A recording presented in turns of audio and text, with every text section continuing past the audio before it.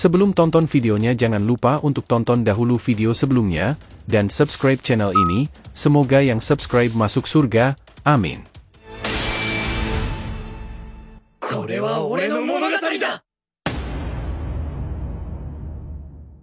Peringatan, ini adalah hanya fan teori, dan jadikan sebagai video hiburan di waktu senggang. Adegan dimulai kembali di tempat Boruto berada. Dengan langkah perlahan, Boruto mulai berjalan menjauh dari gua tersebut. Setiap langkah yang diambilnya terasa berat, seakan tubuhnya menuntut istirahat setelah pertempuran yang begitu intens. Namun, Boruto tidak terburu-buru. Dia tahu bahwa saat ini yang paling penting adalah memulihkan dirinya. Dia merasakan luka-luka yang ada di tubuhnya. Sebagian dari luka tersebut masih segar dan berdarah, sementara lainnya mulai pulih seperti sedia kala. Luka-luka ini adalah bukti dari pertempuran yang baru saja dilaluinya, namun juga pengingat bahwa dia berhasil melewati salah satu tantangan terbesar dalam mencari kekuatan dewa. Sambil berjalan, Boruto mengedarkan pandangannya ke sekeliling. Dia berada di sebuah lembah yang dikelilingi oleh tebing-tebing tinggi dan rimbunnya pepohonan. Suasana di sekitar terasa tenang dan damai, kontras dengan kekacauan yang baru saja dia alami di dalam gua. Udara segar yang menyentuh kulitnya memberikan sedikit kenyamanan, membantu meredakan rasa sakit yang masih terasa di sekujur tubuhnya. Boruto kemudian berhenti sejenak di bawah naungan sebuah pohon besar. Dia duduk bersandar pada batang pohon, mencoba mengatur nafasnya yang masih terengah-engah. Dengan tangan yang gemetar, dia mengeluarkan botol air dari kantongnya dan meminum sedikit untuk membasahi tenggorokannya yang kering. Rasa dingin dari air tersebut memberikan sedikit kelegaan, namun pikiran Boruto masih dipenuhi oleh apa yang baru saja terjadi. Dia memejamkan matanya sejenak, mencoba merasakan setiap aliran cakra di tubuhnya. Cakranya terasa tidak stabil, mungkin karena pengaruh dari pertarungan yang intens dan juga penggunaan segel karma yang menguras energi. Dia tahu bahwa butuh waktu untuk memulihkan diri sepenuhnya, namun dia juga menyadari bahwa waktu tidak berpihak padanya. Ancaman dari Otsutsuki asing mungkin masih ada, dan dia harus siap kapan saja. Dalam kesunyian lembah tersebut, Boruto merenung. Dia memikirkan tentang keputusan yang dia ambil saat menghadapi Kaguya. Memilih untuk tidak menghabisi Kaguya dan malah kembali menyegelnya adalah keputusan yang berat, namun dia merasa itu adalah yang terbaik. Dia tidak ingin menjadi seorang yang hanya fokus pada penghancuran, tapi juga mempertimbangkan dampak jangka panjang dari setiap tindakan yang diambilnya.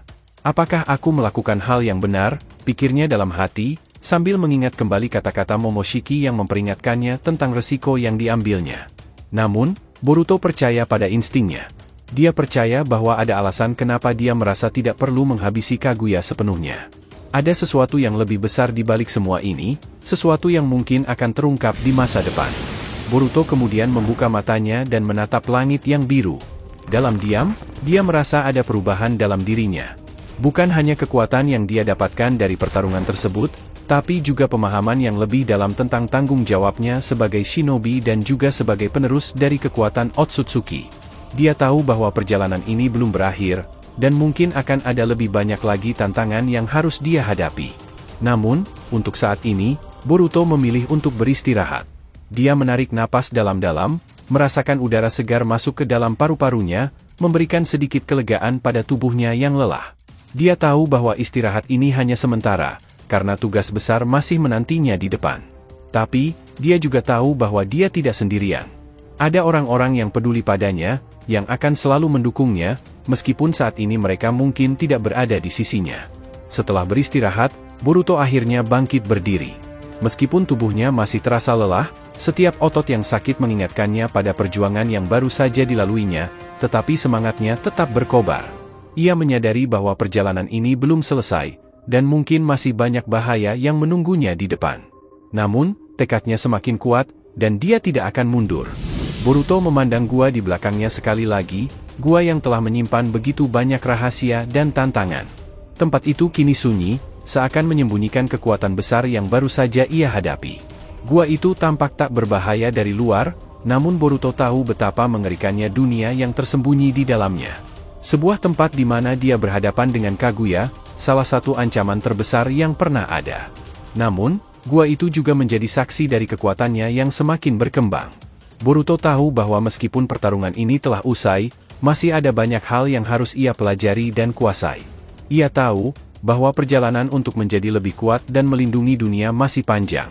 Saat dia berbalik, langkahnya mantap meskipun tubuhnya masih terasa berat.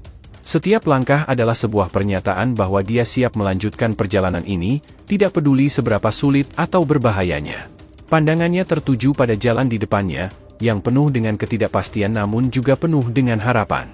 Boruto menatap langit yang mulai memerah oleh senja, seakan menggambarkan perubahan besar yang sedang terjadi dalam hidupnya. Cahaya matahari yang mulai redup seolah menandakan akhir dari satu babak, dan awal dari babak baru yang lebih menantang. Boruto berjalan meninggalkan lembah tersebut, dengan keyakinan yang semakin kuat bahwa masa depan masih penuh dengan kemungkinan yang harus ia jelajahi. Dia tidak tahu apa yang akan terjadi selanjutnya, namun dia siap menghadapi apapun yang datang. Di dalam hatinya, Boruto tahu bahwa perjalanan ini bukan hanya tentang kekuatan, tetapi juga tentang pemahaman, tanggung jawab, dan keputusan yang akan membentuk masa depannya. Boruto melanjutkan perjalanannya sambil merenung, saat ini tujuan kita adalah menuju Konoha. Namun, aku merasa di sana akan ada banyak sekali penjagaan dari kodok pengintai milik Koji. Pikiran tentang kembali ke Konoha membuat Boruto sedikit khawatir. Dia tahu bahwa desa itu akan menjadi tempat yang penuh dengan tantangan, terutama dengan kehadiran Koji dan para kodok pengintainya yang selalu waspada.